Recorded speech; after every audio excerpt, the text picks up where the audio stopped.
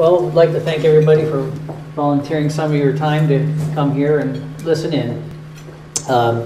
Give you a minute or two about myself. I grew up in Cincinnati, went to medical school in Ohio, and internal medicine at Akron City Hospital, cardiology at the Cleveland Clinic, and then was in private practice in Fort Wayne, Indiana for the last 20 years. After our sons grew up and went away to college, my wife and I decided we didn't want to live through 30 degree below zero winters and 6 feet of snow winters, and so we've come down to your beautiful state and have found the people here remarkably friendly, and so we're very happy to be here. It's a very pretty state. Anyway, on to the matters at hand. I've been asked to give you guys a talk about congestive heart failure. You may hear it referred to as CHF. Congestive heart failure is one of the most common reasons why people are admitted to the hospital. And it's one of the most common reasons for readmissions to hospital. It's responsible for a large amount of healthcare dollars that are spent, so there's a lot of interest in treating it properly and trying to keep people in good shape and out of the hospital. Congestive heart failure is a fluid overload state. Too much fluid in the body or in particular areas of the body. Pulmonary edema is fluid buildup in the lungs, making it hard for people to breathe, making it hard for the patient to breathe because the lungs are not able to absorb oxygen into the bloodstream because the fluid is blocking the transfer of oxygen from the air in the lungs into the bloodstream. Ankle edema, or included with that could be swelling in the abdomen, is fluid building up in the legs. Water follows gravity, and it goes to the lowest place. Just like when you spill water out of a cup, it runs to the lowest place. Well, fluid, when it builds up in the body, will oftentimes go to the lowest place that it can, and that's why you'll see swelling in the ankles and in the legs. Here we have two chest x-rays. The x-ray on your right, I gotta think backwards because I'm looking the other way. The x-ray on your right is an x-ray of somebody who has a normal heart and normal lungs. You can see that the heart silhouette, which is this area from here to here, takes up about half to a third of the, or less than half, about a third of the whole width of the chest cavity. And you can see that the lung fields, which are these dark areas on either side behind the ribs, and you can see the rib bones here, are fairly clear. In congestive heart failure, the heart gets larger. You can see how it takes up a larger amount of the chest cavity. And if you look, you can see how things are more hazy in here. That's from the fluid buildup and from the vessels becoming engorged with blood, and then the fluid leaking out of the vessels into the lung tissue, making people feel short of breath.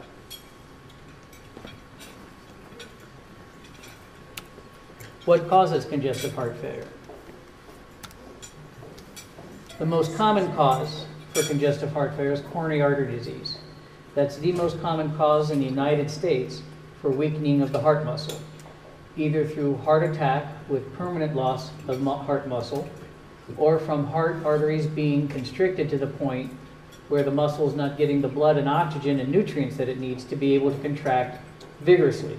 And when the heart becomes a less efficient pump, fluid can back up. Heart valve disease. When the heart valves are either tightly narrowed or very leaky, the heart becomes an inefficient pump, and fluid backs up, ending up either in the lungs in the form of pulmonary edema, or in the ankles in the form of leg edema, or oftentimes both together. Cardiomyopathy. I want to see how he does that. Myopathy. That's a tough one. There will be some other big words in this, by the way, because I can convey a lot of thoughts with one word. Cardio means heart, myo means muscle, pathy means problem. So this means heart, muscle, problem. Cardiomyopathy is a situation in which the heart muscle contracts weakly, but it's not due to blood flow problems, coronary artery disease, and it's not due to a heart valve problem. It's due to a primary muscle problem. The muscle is weakened, and there are different causes for this.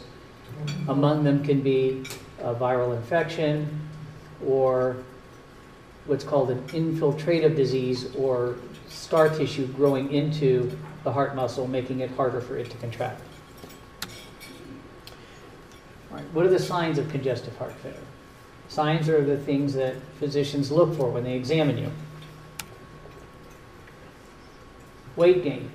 If you begin to retain fluid, patient's weight begins to go up. And one of the treatments that we have, or one of the preventive treatments that we have, is to have patients weigh themselves every day or every other day to monitor for weight gain.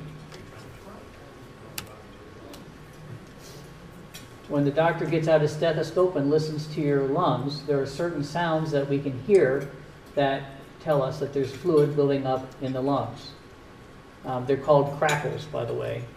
It doesn't really sound like a fire crackling, but it was named that sometime in the 1800s, I think, and the name stuck.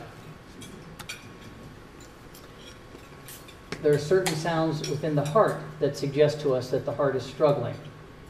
There's extra beats, extra sounds that tell us that the heart muscle is not being able to move the blood well and readily. Plus, the heart sounds can tell us if a valve or more than one valve is leaking, or if a valve or more than one valve is tightly narrowed. Heart sounds give us insight into murmur, and I'm sure more than one of you has been told that you have a heart murmur. What a heart murmur is turbulent blood flow through the heart muscle, either from a valve not opening well or not closing well.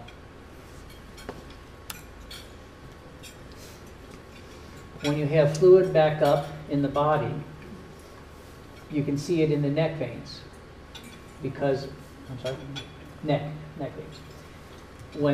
Because there's more fluid in the arteries and veins throughout the body, veins are easily distensible, they enlarge very easily, and when you know how to look for them in the neck, you can see that they are prominent and full of fluid. And that's another sign that there's too much fluid in the body and that the heart is struggling.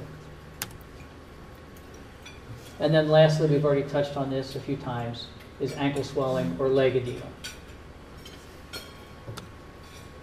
Symptoms. Symptoms are what the patient experiences and what the doctor asks you questions about. Here come some of those big words I was telling you about.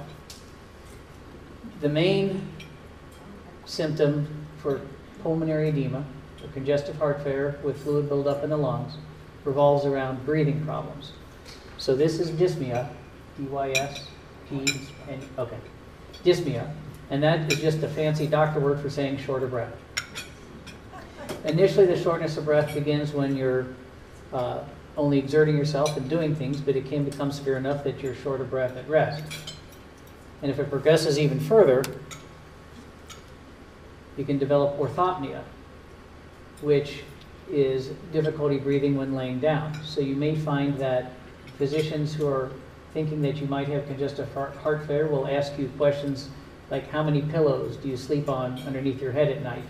Or patients might find that they're having to sleep in a recliner to breathe more comfortably in the evening. And that's what orthopnea is. And then our good old friend leg edema, that's something that the doctors look for, but that's also something that the patient can readily visualize themselves. How do we treat congestive heart failure? There's two approaches, medical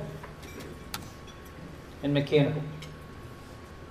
So since I'm an internist, we'll start with the medical first. Obviously, that's the most important. The first thing that the physicians will use is diuretics. Those are medicines that make you urinate or move fluid out of your system.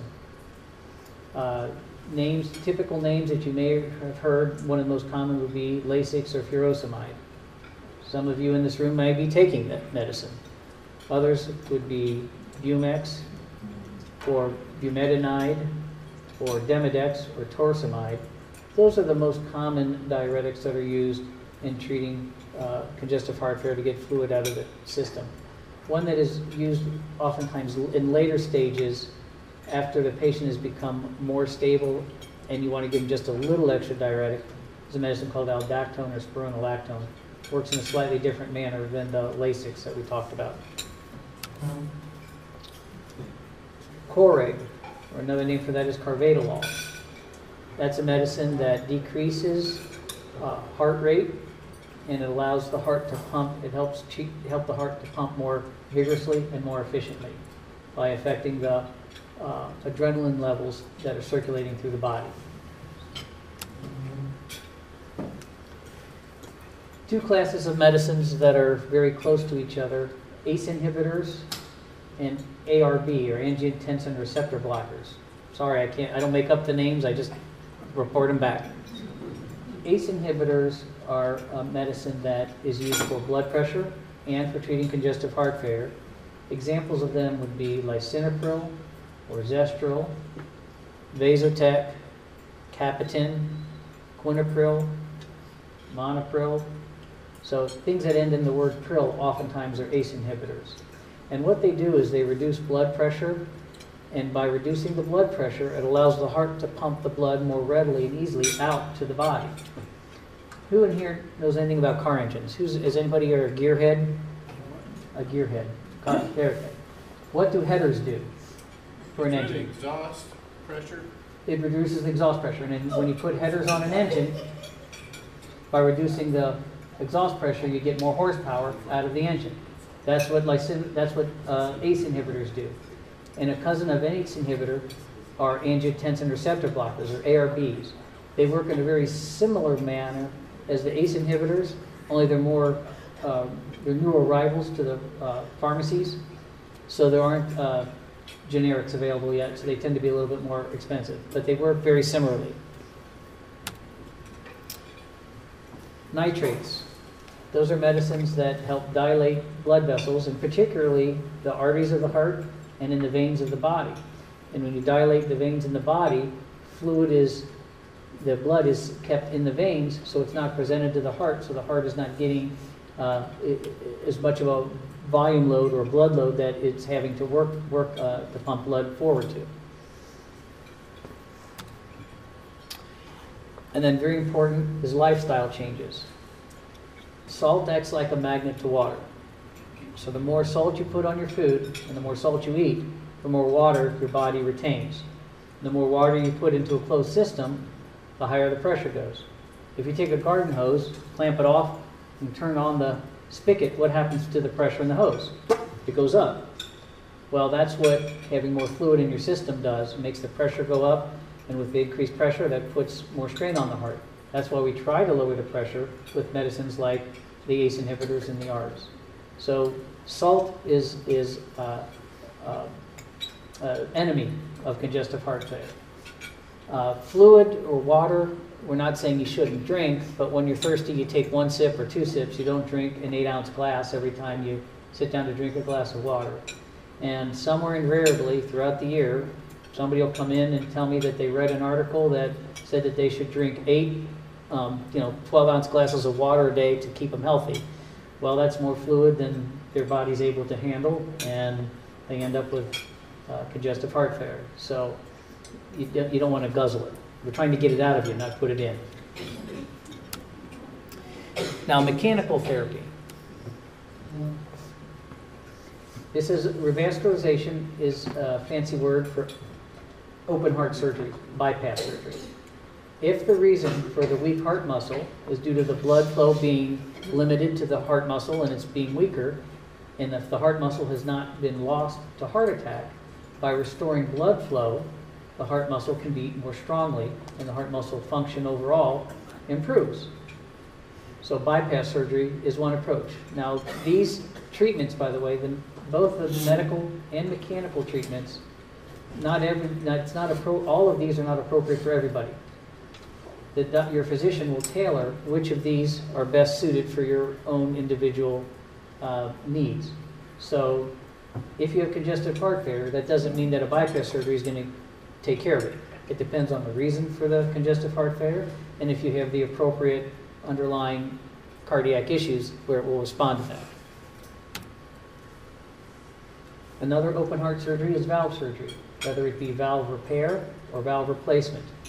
If the reason for the congestive heart failure is due to the valves being either too narrowed and not opening up well, or not closing well and being too leaky, by doing a repair or replacement, you make the heart pump more efficient instead of having the blood struggle to move from chamber to chamber properly.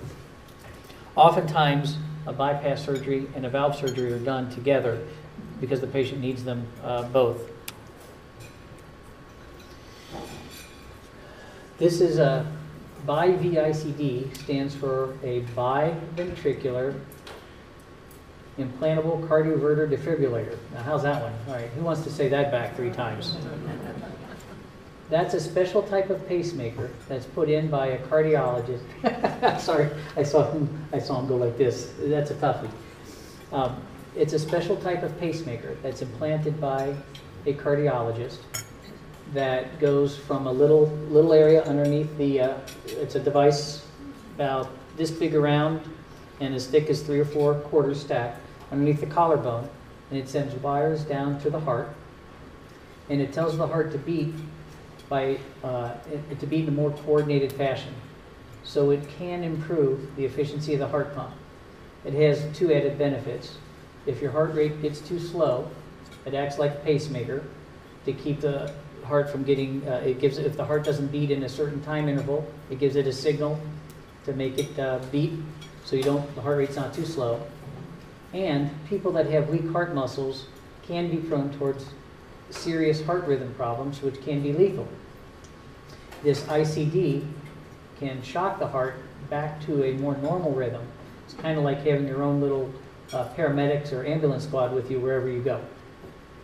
So the first 2, the surgeries, are done by cardiothoracic surgeons. The BIVICD is performed by specialized cardiologists. And then lastly, and this is not used very often because it only comes up in special instances, but heart transplant. If you're in severe congestive heart failure due to weakened heart muscle, and if there are no other, and you have within certain age limits and no other medical problems to preclude it, heart transplant can be something that can be used to give you a new heart so it can pump more efficiently and work better.